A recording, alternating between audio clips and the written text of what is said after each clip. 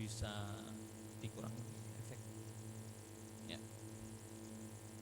Bapak Ibu semuanya, ya, kekristenan kita, saudara harus belajar, saudaraku ya, bahwa kita ini selalu melihat dari apa yang Yesus jalani. Ya, itulah kekristenan kita. Saudara bisa melihat Yesus bagaimana dia jadi manusia biasa, dia juga lahir dari manusia yang berdosa, ya, walaupun dia tidak berdosa, saudara. Tapi dia juga menanggung dosa. Jadi jangan saudara kira Tuhan Yesus tidak menanggung dosa, saudaraku ya. Dia menanggung dosa manusia juga. Jadi dia mengalami yang namanya kesusahan, dia mengalami juga yang namanya harus kerja. Betul? Apakah Tuhan Yesus tidak kerja sebelum dia melayani? Enggak, saudaraku. Tuhan Yesus kerja. Karena firman Tuhan berkata hukuman Adam itu adalah apa? Dengan susah payah kamu akan mengerjakan tanah, betul? Saudara bisa lihat, sehingga Yesus juga harus dengan susah payah untuk memenuhi kehidupannya. Dan dalam sejarah, ya, Yusuf mati lebih dulu. Sehingga Yesus sebagai anak pertama, dia harus menanggung ibunya dan adik-adiknya, betul? Nah, saudara, kita harus belajar itu proses yang Tuhan alami. Bahkan dalam kekristenan kita hari ini, kita mengikuti teladan Yesus, amin. Tidak ada satupun dalam kehidupan kita yang tidak mengikuti teladan Yesus. Makanya step by step perjalanan hidup Tuhan Yesus itulah yang kita hidupi harusnya. Ketika Tuhan Yesus dipanggil untuk memulai pelayanannya, saudara bisa lihat bagaimana dia menyerahkan hidupnya kepada Tuhan. Tapi sebelum dia pelayanan, saudara bisa lihat Tuhan persiapkan dia, betul? Bagaimana dia diberikan hikmat, bagaimana dia membangun hidupnya dengan Bapaknya di sorga. Bahkan dia senang sekali ke sinagog. Ya, sinagog itu tempat ibadah orang Yahudi. Untuk mereka belajar firman, belajar Taurat, ya seperti kita gereja lah hari ini, saudara. Dan dia senang sekali bertukar pikiran dengan orang yang lebih dewasa dengan dia, ya. Dan itu yang dia jalani sehingga dia ketika pelayanan dia sudah siap.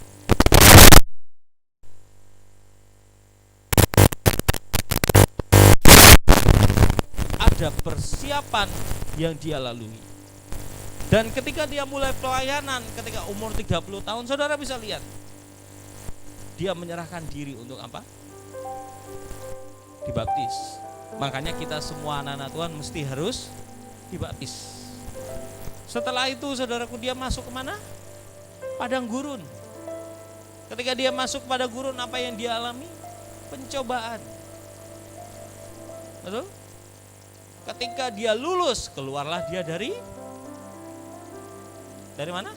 Padang gurun, betul? Kalau dia gak lulus,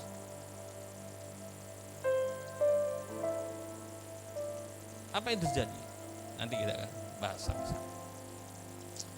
Saudara bisa lihat apa yang dia alami. Bagaimana dia melayani, dia memberitakan Injil dengan tanda-tanda heran. Bahkan sampai dia apa? Mati di atas kayu salib. Kita juga sama, anak-anak Tuhan. Tuhan berkata bahwa ikut aku, pikul salib, sangkal diri. Betul? Artinya apa? Saudara kalau mau ikut Tuhan, ikut gaya hidupnya. Ikut apa yang dia mau. Nyangkal diri, berarti kamu harus mematikan semua dirimu dalam hidup. Keinginan, perasaan, kehendak. Itu gampang? Enggak gampang. Makanya saya ada lihat di TikTok atau apalah, saya nggak tahu. Ada seseorang yang ngomong kayak gini, ya. Dia ngomong, dia jawab pertanyaan orang. Bang, ayo jadi apa katanya? Lebih baik apa jadi Kristen kata dia. Dia ngomong kayak gini, enak omonganmu kata dia. Jadi Kristen itu yang sesungguhnya itu nggak mudah. Ayo ajaran mana kata dia. Kalau apa? Kalau kau ditampar pipi kirimu, kasih pipi kanan. Mudah nggak? Wah, kalau agama yang lain dikasih kesempatan untuk balas. Kalau Kristen enggak. Terus ajaran mana? Apa kata dia? Bro, lur, kalau misalnya kasihlah musuhmu sendiri. Ayo, kata dia. Itu enggak sanggup, itu enggak mudah, kata dia. Jadi Kristen itu enggak mudah. Jadi saudaraku ya, saudara juga harus mengerti ikut Yesus itu perjalanan yang tidak mudah. Kalau Kathryn Kuhlman bilang ketika dia pelayanan, dia memberitakan Injil sehingga Tuhan menjadikan dia penuh dengan karunia pengurapan. Dia bilang, aku harus mati ribuan kali. Kathryn Kuhlman harus mati ribuan kali biar Yesus yang hidup dan nampak di hidupku. Saudara bisa lihat apa yang Yesus lakukan hal yang sama. Makanya Yesus selalu ngomong, aku tidak pernah melakukan segala sesuatu dari diriku, tapi apa yang Bapakku perintahkan. Itulah hidup kita. Makanya Yesus itu saudaraku enggak usah butuh waktu lama. Dia cuma butuh waktu menyelesaikan tugasnya berapa?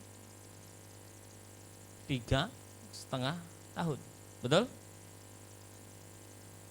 3,5 tahun itu proses yang paling cepat.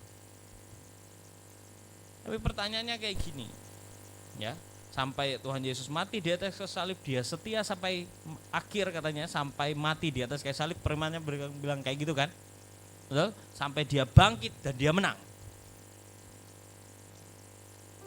Dan harusnya kita juga terima hal yang sama, amin. Karena dia sulung dan kita coba ngikutin apa yang dia mau. Tapi kenapa saudaraku tidak ada orang yang seperti Yesus?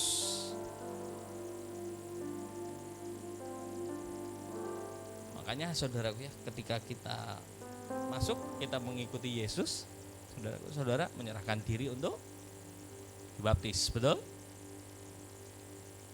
Mati secara lahiriah bahasanya, ditenggelamkan, ya, bangkit, ya. Nah, setelah itu apa, saudara? Ngalami proses, betul? Prosesnya apa? Masuk padang gurun, betul? Saudara, apakah semua orang Kristen harus masuk padang gurun? Ya, ini pertanyaan saya nih. Apakah semua orang Kristen masuk padang gurun? Pak Pendeta, kalau boleh nggak usah aja ke padang gurun. Loh, kemarin yang pergi ke Israel itu masih belum padang gurun yang betul-betul pasir, yang betul-betul apa, saudara? Saudara bisa lihat, ya, itu betul-betul nggak ada kehidupan, saudaraku ya, betul-betul padang pasir. Untung ada tempat restoran, saudaraku ya, tempat makan, ya zaman sekarang, saudaraku, di tengah-tengah padang gurun. Ayo.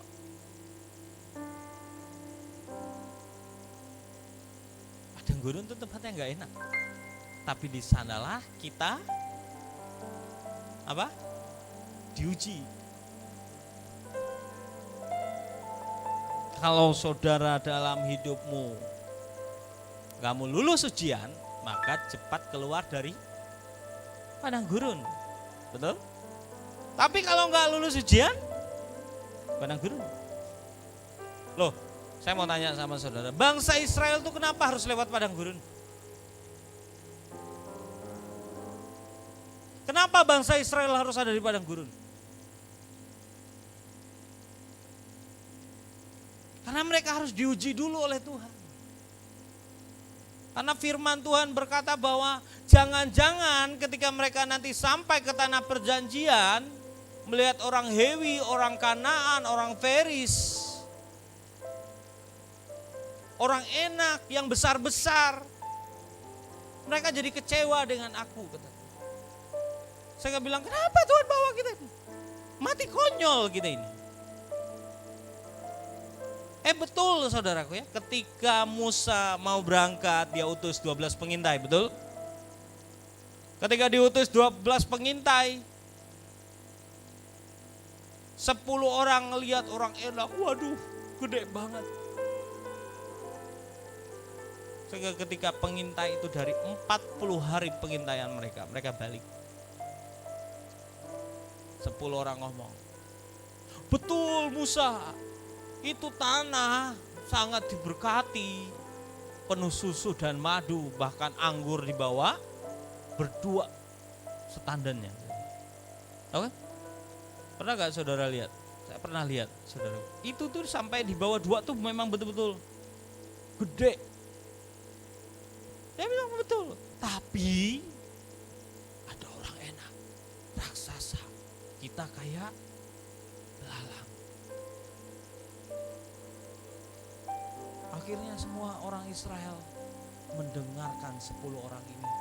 Mereka marah sama Musa, mereka bersungut-sungut sama Tuhan. Kenapa kau bawa kami? Kau mau bunuh kami ya? Kau mau binasakan kami ya? Bla bla bla bla, protes sama Tuhan. Marah sama Tuhan. Betul? Buka firman-Nya, Bilangan 14 ayat 34 sampai 35. Bilangan 14 ayat 34 sampai 35.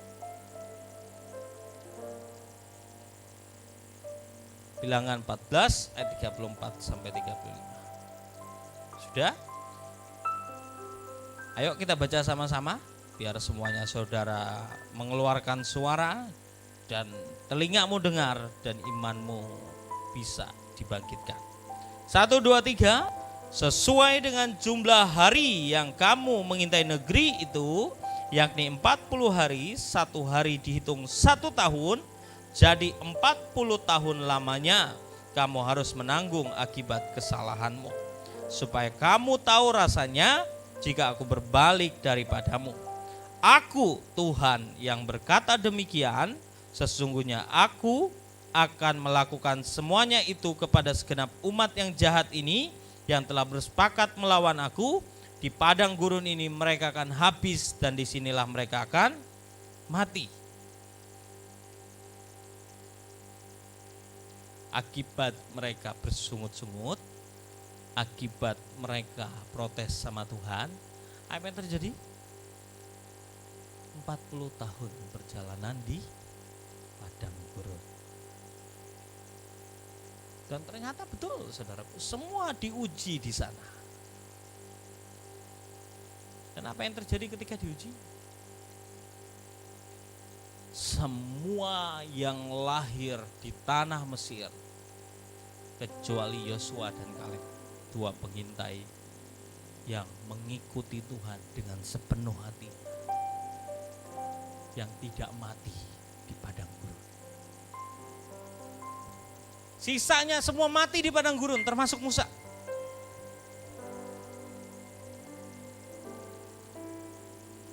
Ternyata apa? Tidak lulus ujian.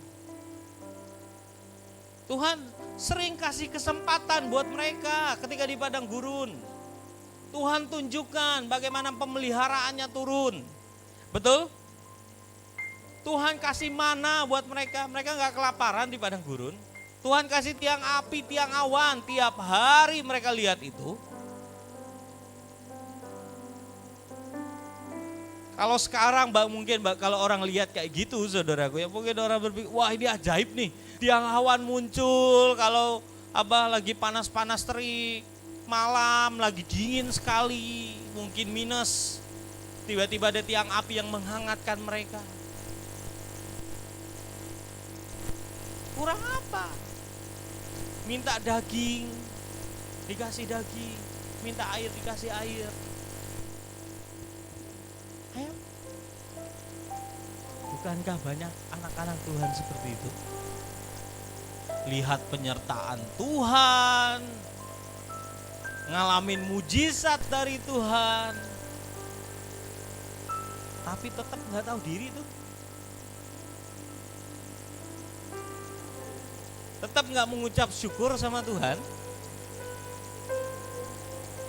Tetap agak sedikit congkak sama Tuhan. Betul? Makanya banyak anak-anak Tuhan tidak pernah menikmati tanah perjanjian.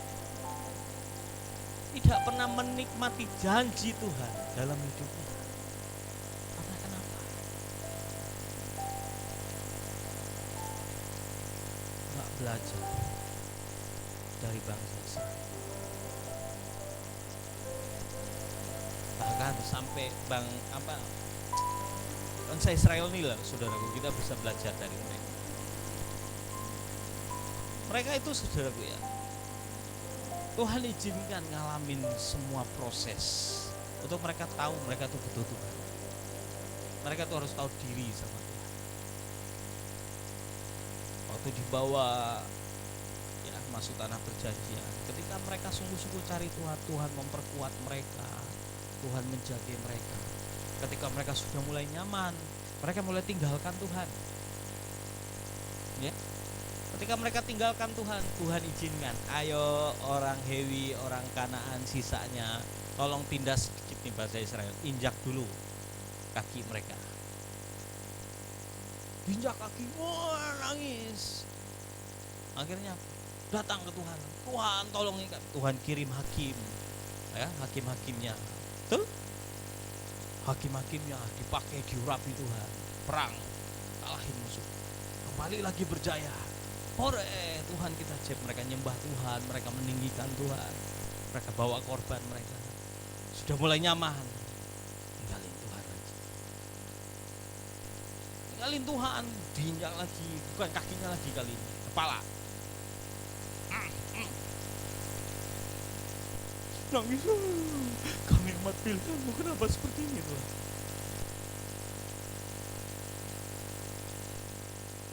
Akhirnya apa sih? Tobat. Saudara, kita bisa belajar dari apa yang mereka alami, sehingga jangan sampai kita juga mengalami hal yang sama. Betul? Manusia, ya itulah kecenderungannya. Makanya saudaraku ya, kita ini perlu hari-hari ini terus mengizinkan Tuhan untuk bekerja dan menolong kita. Karena kalau tidak, dampak yang kita alami, saudara, ya saudara bisa lihat kan, baru-baru ini di Turki, Suriah terjadi gempa, betul?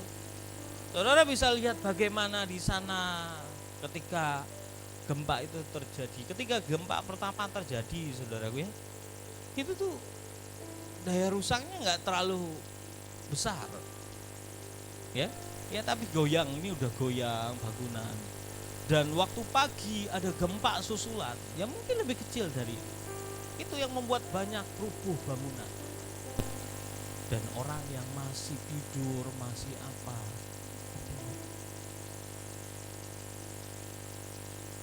Ya menurut ada berita yang mengatakan ada 10.000 bangunan yang rubuh. Ya hitung aja, kalau misalnya satu bangunan itu ada 100 orang di dalamnya, kira-kira itu ada berapa orang? Bukan kayak 100.000?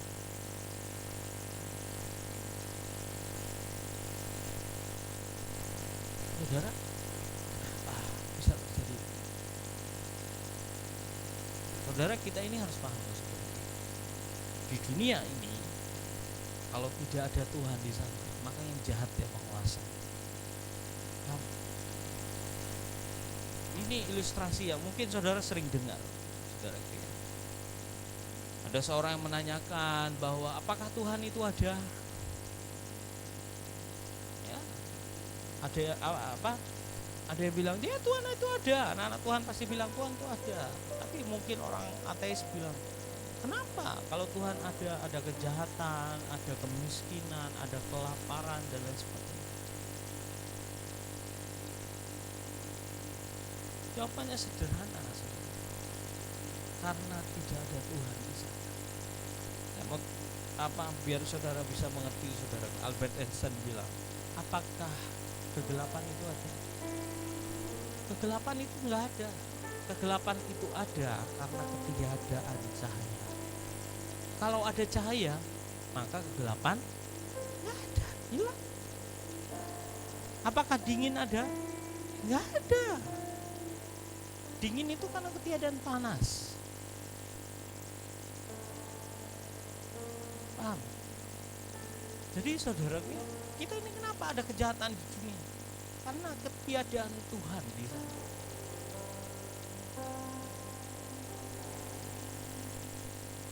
Saya mau tanya saudara, kalau ada seorang raja kaya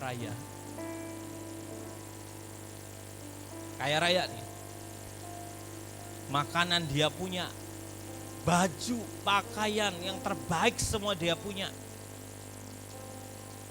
Saya mau tanya, semua orang di istananya kelaparan enggak? Semua orang di istananya apakah enggak pakai baju? Enggak, pasti dikasih baju yang terbaik semua, betul? Dan raja itu akan memastikan semua orang yang di dalam istananya hidup lebih dari cukup. Bahkan limpah. Itu raja. Tapi kalau misalnya mungkin kanan sekarang, Tuhan Raja, kenapa ini akhirnya bajuku semua robek-robek? Kenapa Raja? Padahal engkau di sana makan dengan enak dan lain sebagainya. Pertanyaan saya sama saudara, yang salah siapa? Raja atau si pelayannya yang melari jauh dari istana?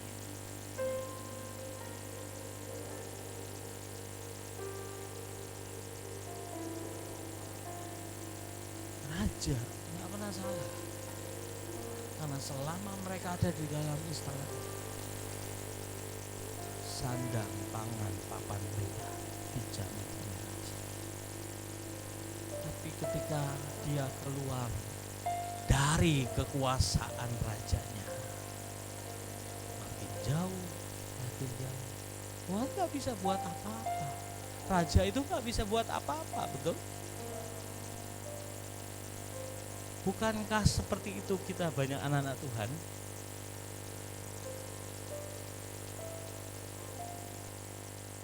Ketika nggak punya apa-apa, kita datang ke Tuhan, bahkan sampai berlutut, bersujud, minta ampun.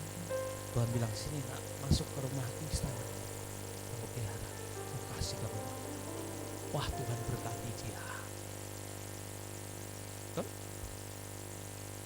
Makin kaya, karena dia punya Tuhan, punya raja yang kaya, dia kaya raya.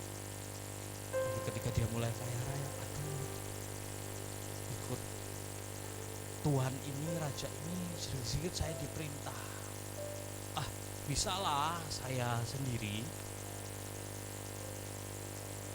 mulai menjauh dari raja, keluar dari teritori raja, dan akhirnya dia mulai membangun sendiri. Ketika memulai bangun sendiri, sedikit demi sedikit, karena di luar sana, kalau zaman dulu banyak perompak, banyak orang barbar, saudaraku ya. Orang-orang yang kapanpun bisa membinasakan. Makanya kalau zaman dulu, ini kita belajar, saudara. Zaman dulu itu sebuah kota, ya, istana raja di tengah, terus semua kotanya dibentengi dengan apa? Dengan benteng pertahanan, betul? Kenapa? Agar tidak ada orang barbar, orang yang ada di luar sana bisa sembarangan masuk dan membinasakan orang-orang yang ada di dalam kota itu.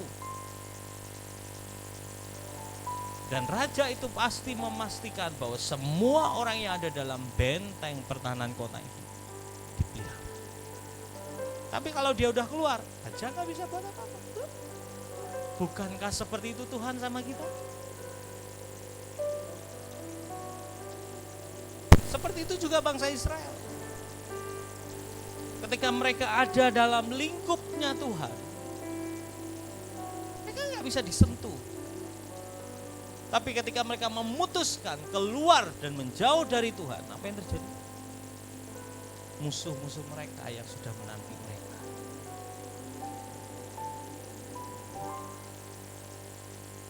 Saudara, pertanyaannya kita hari ini, apakah kita sudah ada dalam meliput Tuhan?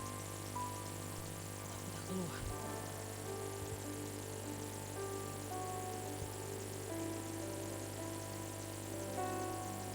Itu pertanyaan buat kita.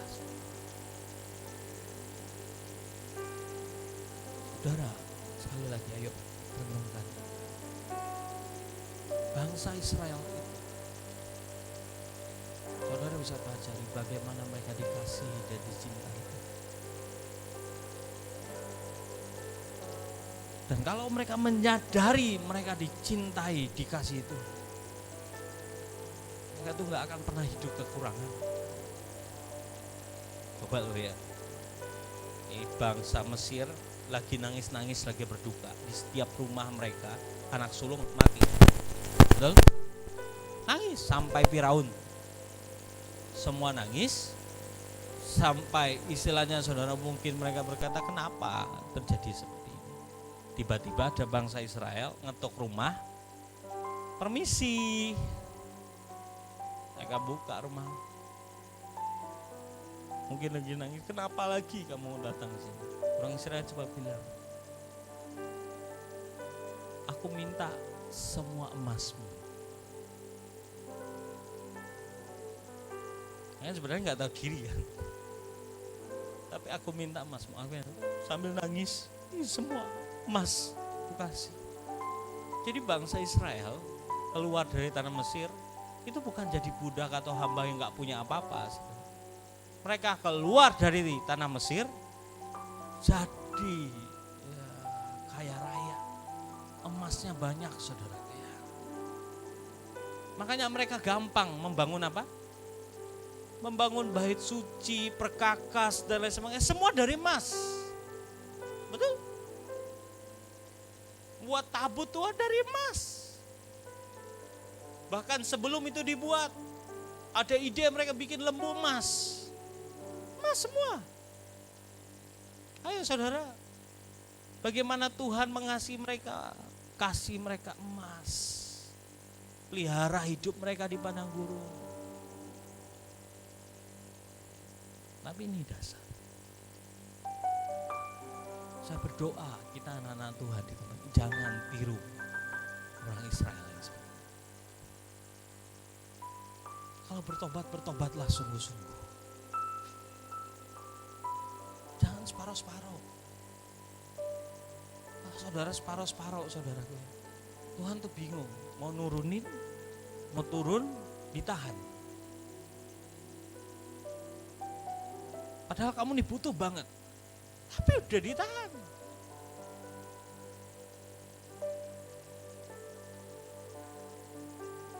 Harusnya mendekat ke Tuhan, kamu malah menjauh. Terus, Tuhan, kenapa kau tinggalkan aku? Loh, Tuhan bilang, yang ninggalin kamu siapa nak? Kamu tuh yang pergi.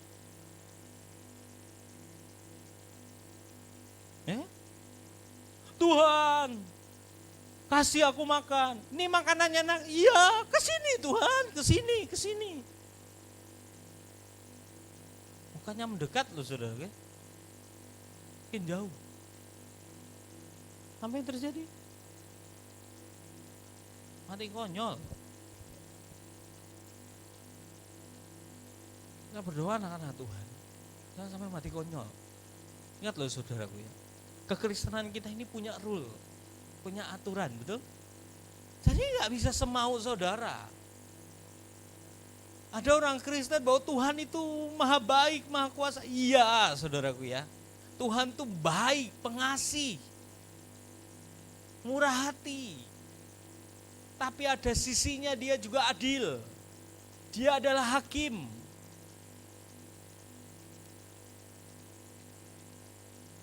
Jadi anak-anak Tuhan, kalau kau mau hidupmu semaumu sendiri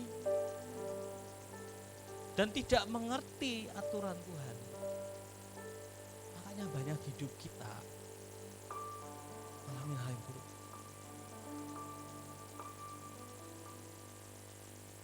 Paham?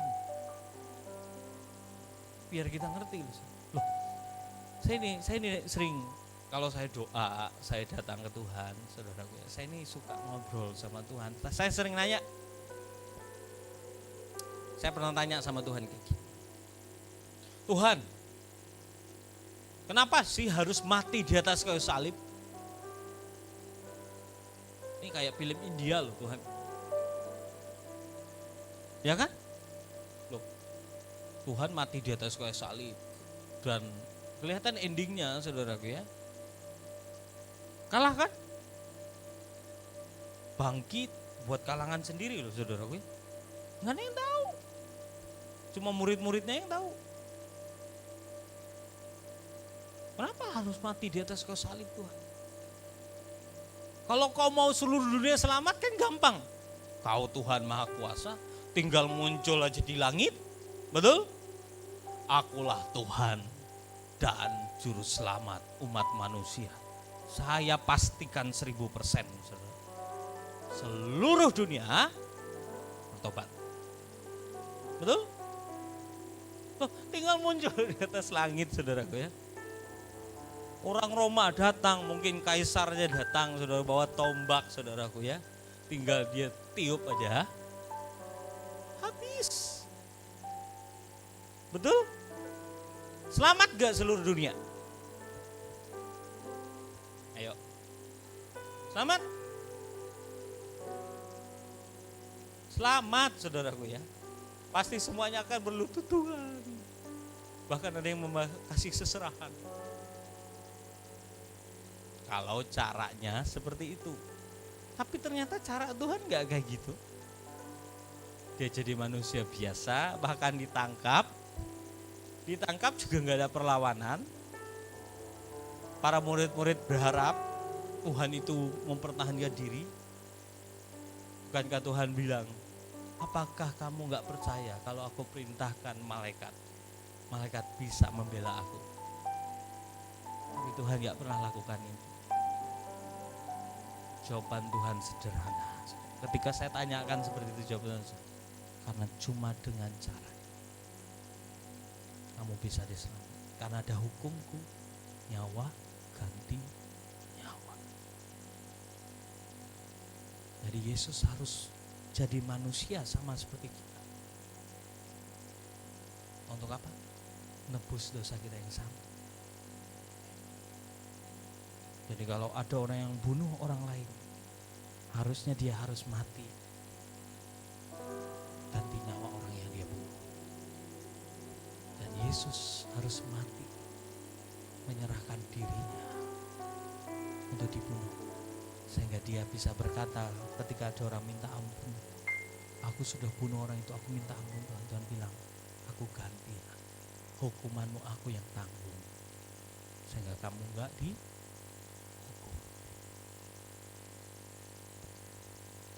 Ketika Daniel dulu suka nyumpah,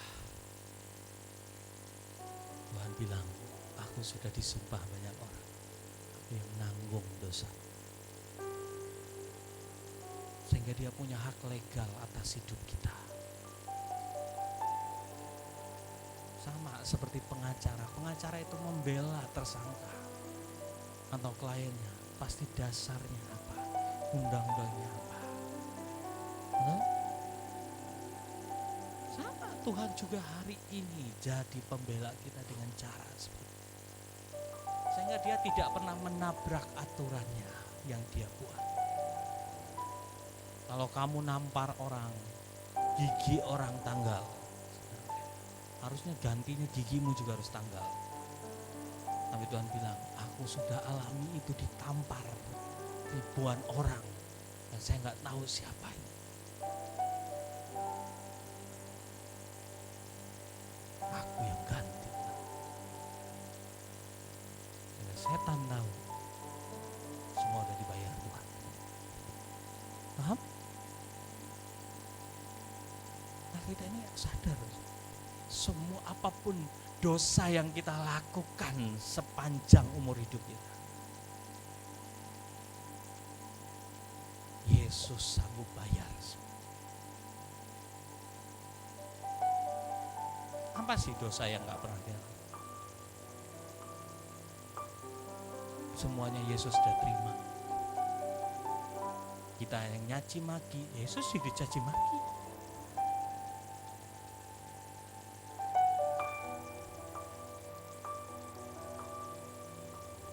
Kenapa Yesus bisa ampuni pemberontakan kita? Karena Yesus juga dihianati muridnya sendiri. Dihianati Yudas, dihianati Petrus.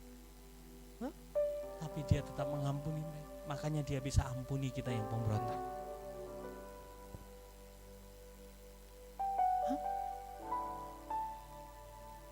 Saudara, saya mau sampaikan ini buat kita, agar kita paham kita itu punya Tuhan yang besar, Tuhan yang ajaib. Amin. Ayo pahami ini, saudara, agar kita nggak terlalu lama di padang gurun.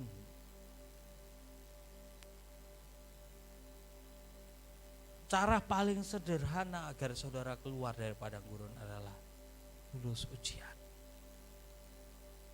Caranya untuk lulus ujian seperti apa? Ikuti yang Tuhan kehendaki. Dan siapkan dirimu untuk kau dibekali. Sehingga ketika masuk padang gurun, kamu bisa bertahan dan keluar dari padang gurun. Nah, orang pergi ke padang gurun pasti ada persiapan, betul? Dia siapin makanannya, dia siapin minumnya. Ini yang normal. Kalau bangsa Israel kan gak usah, Tuhan persiapin semua, betul? Oh, apakah kita juga sama anak-anak Tuhan? Ya, Tuhan persiapkan kita. Makanya saudaraku, sebelum kita masuk dan alami itu, siapkan diri saudara. Tapi kalau saudara gak nyiapin diri, makanya banyak orang di padang gurun akhirnya marah sama Tuhan, akhirnya bersungut-sungut sama Tuhan, mati. Kecewa, ninggalin Tuhan. Karena gak pernah siapin diri.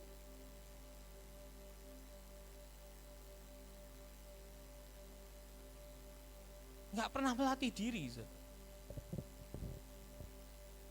Tuhan tuh gak pernah ciptakan kita jadi anak-anak manja. Dulu dalam pelayanan, saudaraku ya, saya ini kenal ada keluarganya sudah bertobat, cinta Tuhan. Mamahnya itu sayang sama anak-anaknya. Jadi anak-anaknya ini ya agak sedikit dimanja lah. Ayo ke gereja nak, malas mah. Pokoknya semuanya enak lah. Waktu itu orang tuanya anggota dewan. Wah, semuanya ada lah. Dan mereka manja sekali. Akhirnya apa? Nggak tahu itu saudara gue. Tuhan panggil Tuhan. Ketika Tuhan panggil, tiba-tiba hidup ini mulai berubah. Anak-anak nih yang biasanya manja sama mamanya, papahnya sibuk kerja, mereka disuruh kerja nggak bisa kerja. Semua kerjaannya apa? Tiduran. Mulai rumah kotor, ke gereja malas-malasan. Akhirnya apa?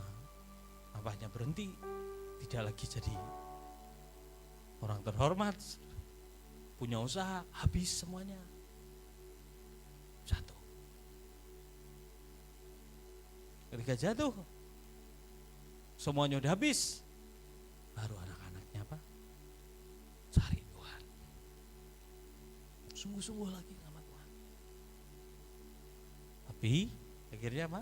Harganya mahal. Untuk naik ke atas nggak akan pernah mudah. Saudara, kenapa bisa terjadi seperti itu? Saudara, semakin kita diberkati, semakin kita diperlengkapi Tuhan, persiapkan diri kita. Jangan merasa bahwa wah udahlah cukup nyaman, semua pencapaian sudah aku capai. Enggak. Itu bekal buat. Untuk apa? Untuk persiapanmu ketika kau melewati masa sulit. Engkau melewati yang namanya padang gurun, sehingga engkau kuat. Kenapa Yesus bisa menang melawan iblis yang mencobai dia? Karena dia sudah melengkapi dirinya. Jangan saudara kira Tuhan gak mengisi hidupnya dengan baca Taurat. Dia baca Taurat di sinagog, bahkan dia tuh bertukar pikiran dengan para pemimpin agama, pemuka agama waktu.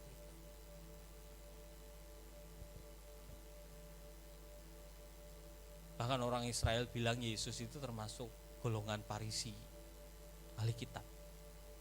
Artinya dia belajar. Oh, kita ini sama saudaraku, anak-anak Tuhan harus belajar firman, amin. Baca Alkitabmu, baca buku-buku rohani untuk memperlengkapi engkau. Sehingga ketika ujian itu datang, oh saya tahu nih, setan ini strateginya apa. Sehingga kamu menang. Kalau ngadapin pergumulan ujian, Tuhan bilang ngucap syukur. Kau harus ngucap syukur. Amin. Karena Tuhan butuh orang-orang yang seperti ini, yang menang atas setiap ujian.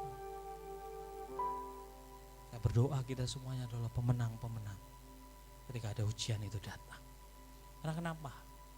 Kita dipanggil untuk kita ini berdiri bagi siapa? Keluarga kita. Kalau kita gak pernah menang, gimana kita bisa berdiri buat keluarga kita? Kalau kita gak menang saudaraku ya, gimana saudara berdiri buat kota dan bangsa saudara?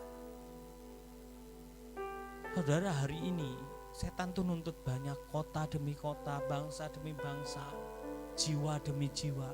Karena apa? Kesalahannya. Bangsa Israel itu melakukan banyak dosa. Tahu gak, selama 40 tahun Musa itu mempertahankan mereka di hadapan Tuhan. Musa kan sama, orang yang diproses Tuhan juga di padang gurun, betul? Loh, dia Musa itu saudaraku ya, dia terima kekayaan dari kerajaan Firaun, bahkan dia diangkat anak jadi pangeran, jadi ahli perang, betul? Dia punya semuanya.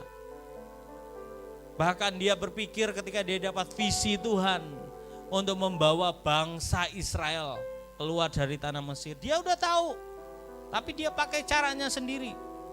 Dia tiba-tiba datang ke tengah-tengah, ada orang Israel yang sedang bertengkar. Dia bilang, oh, sudah cukup. Dia mau pakai caranya. Ketika dia jadi pemimpin di Mesir, dia dihormati.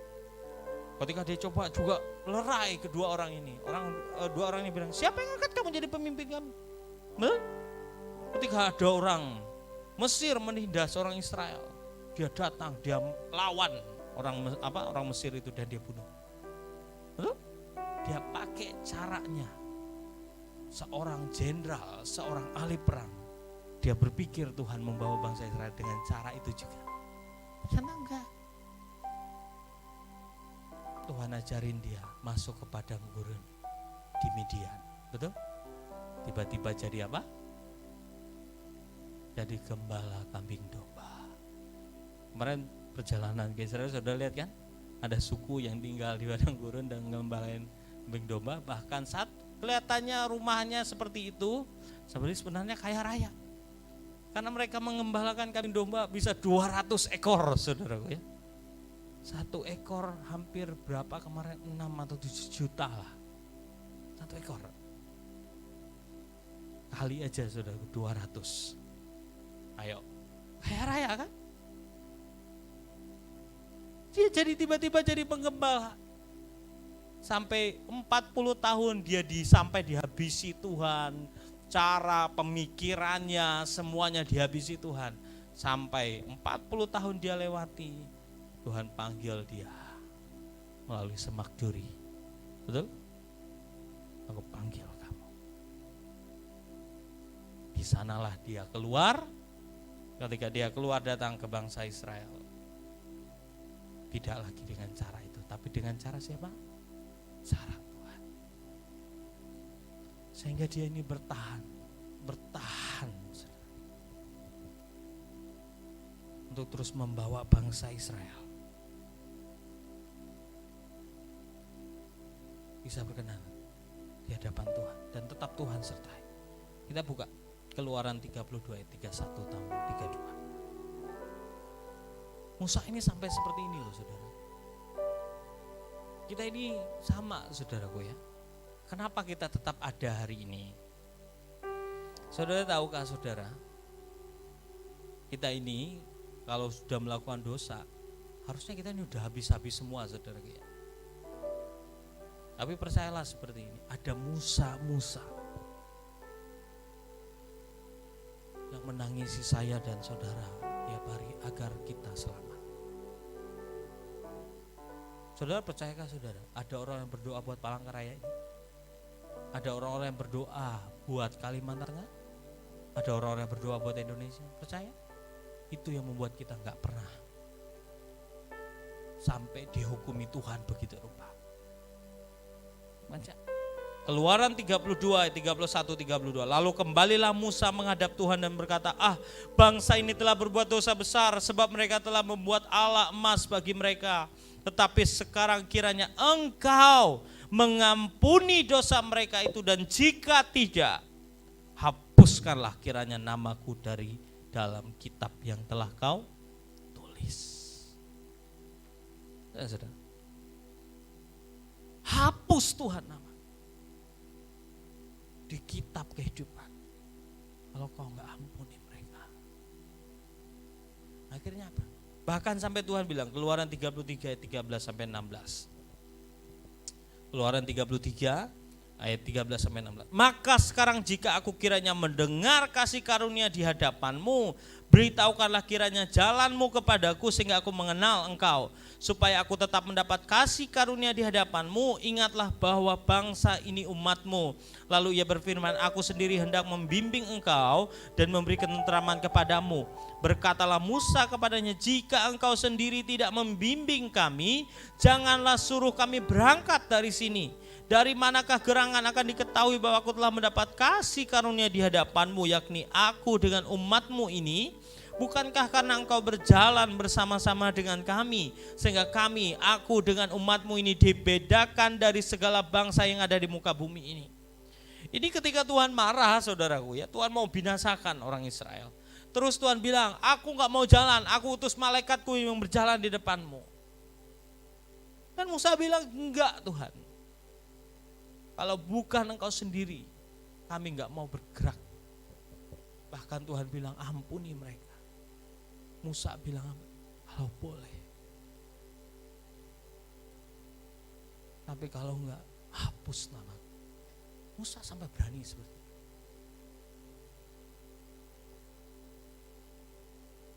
Loh, kita ini ada. Tahukah saudara ya? Musa ini selama 40 tahun selalu datang ke Tuhan ketika dia melihat dosa dari bangsa Israel. Bahkan dia tuh mohon kalau bisa jangan dibinasakan. Tapi tetap ada yang mati, betul? Dan Tuhan selalu, Musa itu selalu, makanya dibilang Musa itu bertemu muka dengan Tuhan. Ada yang buat dosa di sana, nyakitin hati Tuhan, dia harus datang ke kemah suci. Dia menghadap Tuhan di depan tabu. Tuhan, ampuni Tuhan. Musa, mungkin kalau bisa tak bayangin, Musa ini orang ini bangsa Israel. Udahlah, ya udah Musa. Ada lagi yang buat dosa, dia datang lagi minta ampun Tuhan, tolong itu. Makanya Tuhan bilang apa? Musa itu lemah lembut, betul? Tidak ada yang menyayangi dia. Karena kenapa? Saking dia menghadap Tuhan itu loh. 40 tahun loh, coba saudara bayangkan. Ada yang ngeyel tuh bangsa Israel, saudaraku dengar, nyakitin hatinya, Datan, Abirah, Koram, saudaraku ya. Belum lagi Miriam sama Harun, adiknya sendiri. Dia datang ke Tuhan, Tuhan ampunilah Tuhan.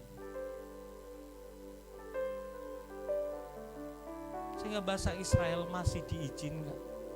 Bahkan percayalah saudara, Tuhan ketika dia dihukum oleh Tuhan, gak apa-apa Tuhan aku dihukum. Tapi aku tahu ada Yosua dan ada Kaleb yang akan berjalan bersama dengan umatmu ini. Makanya Tuhan masih kesempatan. Gak apa-apa kamu gak masuk, tapi kamu kok tak izinkan melihat tanah itu. Yang lain boro-boro melihat saudara sudah dikubur di dalam tanah semua, tapi dia diizinkan. Kita ini Tuhan tuh mau bangkitkan orang-orang yang seperti Musa ini akhir zaman, yang berdiri buat kotamu, bangsamu, keluargamu. Kalau enggak, kejadian seperti di Turki. Banyak negara-negara tidak ada orang yang menangisi dan mendoakan seperti Musa, sehingga kelaparan terjadi, kekeringan terjadi. Kita harus sadar saudara, posisi kita ini penting. Itu menentukan nasib keluargamu, kotamu, bangsa. Kalau di keluarga itu tidak ada satupun yang bertobat, maka tidak ada dasar buat Tuhan untuk bisa menyelamatkan keluarga itu. Karena firman Tuhan berkata, satu orang diselamatkan, seisi rumahnya diselamatkan. Untuk satu keluarga dimenangkan, butuh berapa orang yang berdiri bagi keluarganya, saudara? Satu orang yang sungguh-sungguh tiap hari, Tuhan ampuni dosaku, apa dosa keluargaku, Tuhan ampuni. Sehingga Tuhan bisa selamatkan satu, Tuhan bisa selamatkan satu lagi, selamatkan.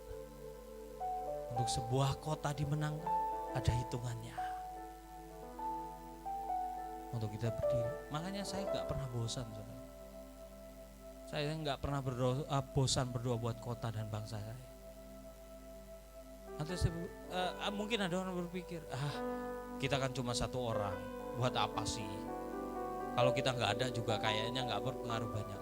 Saya selalu berpikir, mungkin yang dibutuhkan untuk kota ini dimenangkan, ada 1000 jiwa yang sungguh-sungguh berdoa di hadapan Tuhan nangis. Dan mungkin saya ini adalah orang ke-1000 yang harus berdoa. Kalau saya mundur, sisanya cuma 999. Dan kota itu tidak cukup untuk membawa. Makanya saya akan terus memaksakan diri saya. Tuhan, aku mau. Biar jumlahnya genap. Siapa tahu.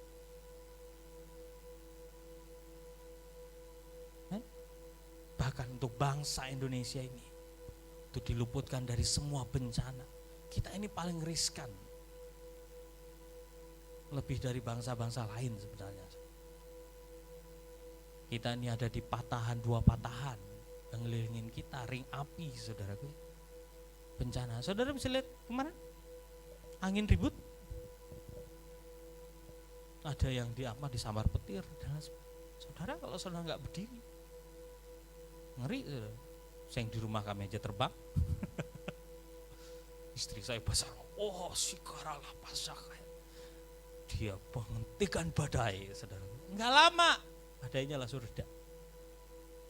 Sikaralah pasang, kata istri saya. Jarang-jarang istri saya gitu, saudara ya. Badai langsung, kayak gini. Saudara. Di rumah kami banyak pohon, saudara ya. Kalau pohon tumbang, seru lah.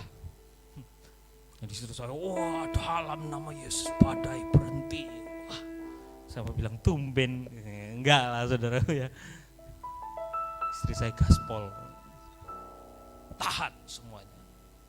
Harus kayak gitu saudara. Saya berdoa, dalam nama Yesus tidak ada kerugian, tidak ada kematian gara-gara.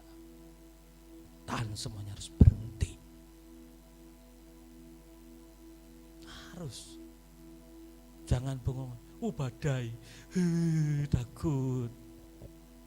Jeblek jatuh pohonnya kena rumahmu, baiknya pakai apa? Udah pakai rumbia aja, saudara. Enggak, saudaraku ya, doa, amin. Hayo, kita ini berdiri hari-hari ini di tengah-tengah angkatan yang jahat.